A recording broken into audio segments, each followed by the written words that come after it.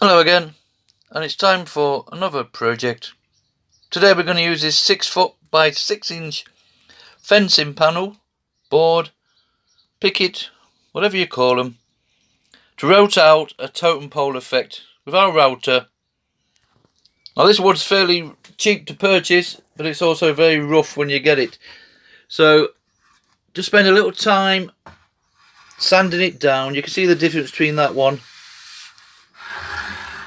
and the way it turns up, and even this one has had a bit of a skim over the top, to be honest.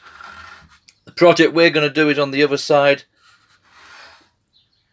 but it's nice and cheap wood and it's ideal for working on, for me anyway. Okay, let's get our template on and we'll show you what we're going to do today. Okay, well there's all the images that we're going to route out today. I've just got clips on these for now, but normally I use painter's tape just to stick these down while you get your carbon paper, and that's just a case of slotting it underneath like so, draw around it and slide it down, draw around, and so on and so on. This is the best way for me.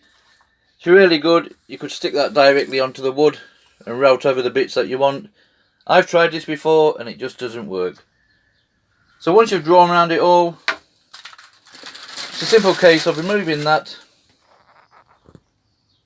and there's our routed out template ready on the wood for us to route out.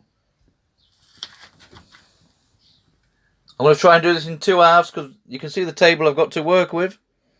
So we'll do one side and hopefully spin it round and we'll do the other side. Okay, let's get our router set up. Right, just before we start routing, as on my previous videos, I'm going to use these little CNC bits. These are like little pins. They do come with a smaller shaft, so you will require a collet that just slides on there. It's a little, basically just a little metal tube, and then that will fit your 1/4 inch router, no problem. What I tend to do now, and it's a routine that works for me, is set one of these up in the router, and then to just draw around all the lines, like I've done up here slightly. And then when we've gone around everything we've done, I will put on a bigger piece. This is a 1/4 inch 1/8 bit. These are great little things. They come in various sizes. Really cheap, metric straight router bits like so. From 1/4 inch to 5/16, 3/16, and they vary in size. And then what we'll do, we'll swap over, put this smaller one on, just so it can fit in between all the tight areas, and hopefully, because we've cut either side of this with our CNC bit, this middle section will pop out. Remember, it's only cheap fencing wood, no problem. I think if you tend to go in with these straight away, these smaller sections in between the teeth and down here, they're going to pop off and you're going to find yourself in trouble. So I'll go around with the CNC bit first, just to make a barrier in between that section and that section, and then we'll remove the middle bit without any hazards or mistakes, hopefully. Okay, let's continue routing and we'll start getting this bad boy done.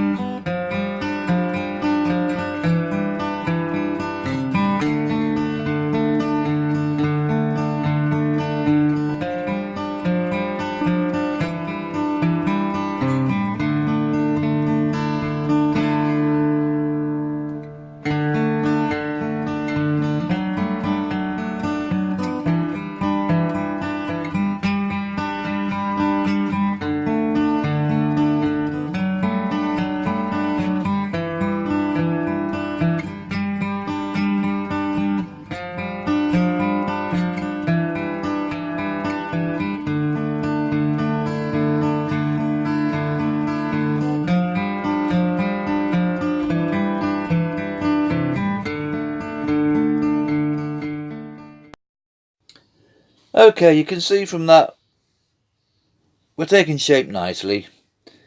We've not had any disasters so far. What I will do is continue with this off camera, and then we'll come back when it's time to remove the darkened areas. I advise you just keep pencil lining the bits that you need to take out. We're going to remove these sections when we put on our bigger piece, which will be the 1/4 inch 1/8 bit, and then we'll start taking all these sections out and all these side areas.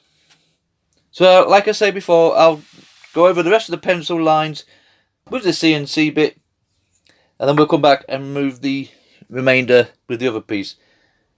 Also, just a quick one, if you're new to the router, when you come to get these edges on, because my router's got such a small base, it can start to get a bit pivoty like that.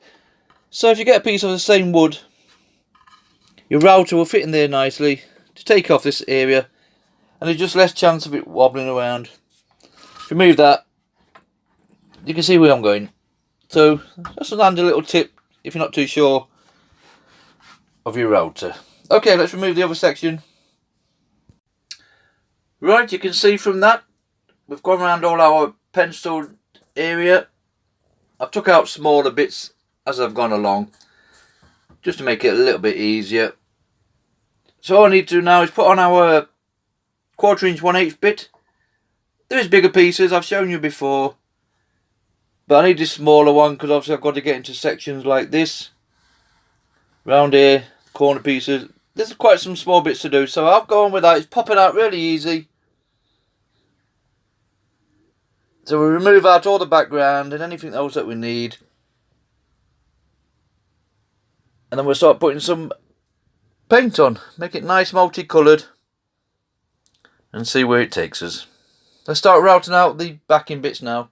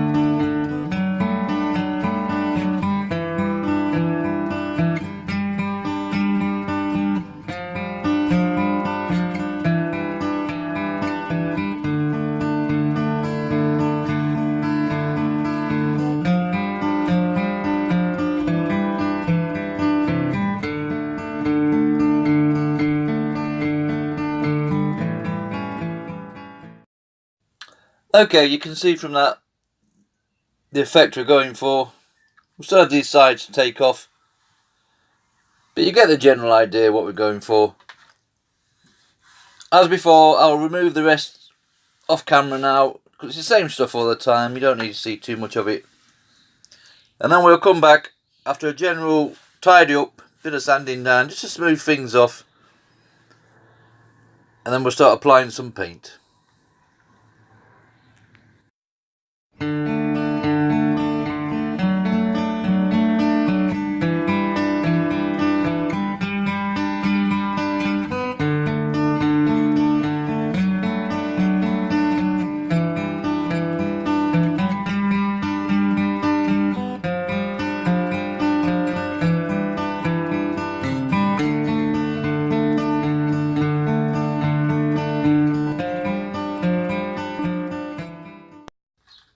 Right, you can see from that, we've gone around it all, we've cleaned it up, we've tidied it up the best we can.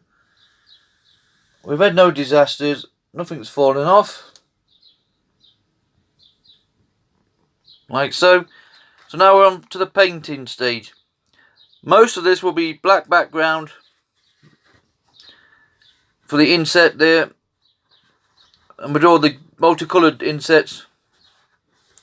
Then once that's dry, We'll give it a light sanding over just to tidy it up, and then we'll paint the section that's not been routed out, and we'll see what we end up with. We've got no colour scheme to do. We'll basically just put it on as we do it. The paints I'm going to use today are Painter's Touch. I've actually gone on to acrylics now, but I've got plenty of these colours left, and they're ideal for indoor and out, so we're going to use them today. Okay, let's start putting our paint on. Normally I would put on some kind of sanding sealer, but as it's all getting painted, I just can't see the point of spraying that on myself. Okay, let's start painting. Right, we've got all our black on. All I'm going to do now is fill in the rest of the colours on the parts that have been carved out, and then we'll give it a light sanding and then put on our final bit. Right, you can see from that we've got most of our coloured paints in. This is all in the carved out areas. So all I'm going to do now is go over with a little palm sander just to remove the messy stuff, and then we'll put on our final coats on all the faces. So let's do a bit of sanding down, and then we're on the homeward stretch.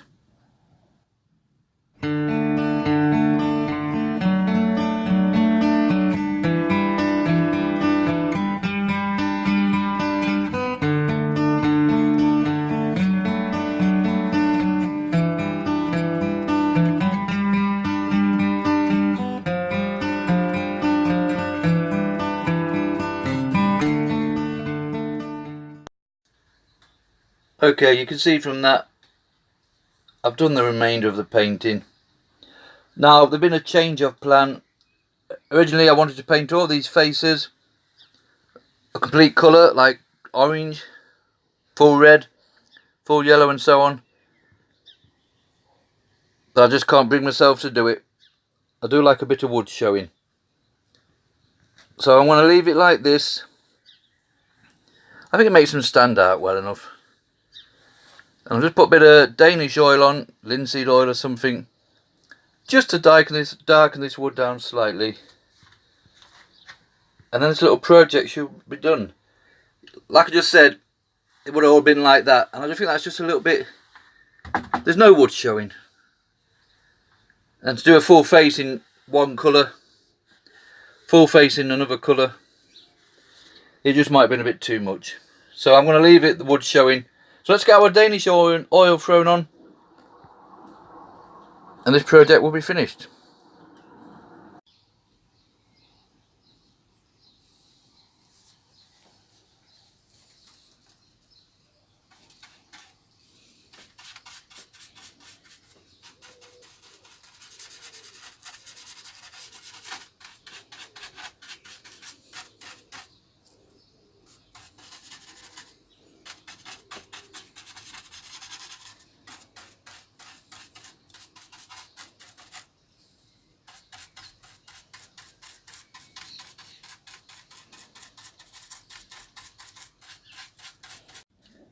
Okay, that's it. It's all dried out nicely. I have sprayed some clear sealant protector. Not that you needed it, I just wanted to just use that up.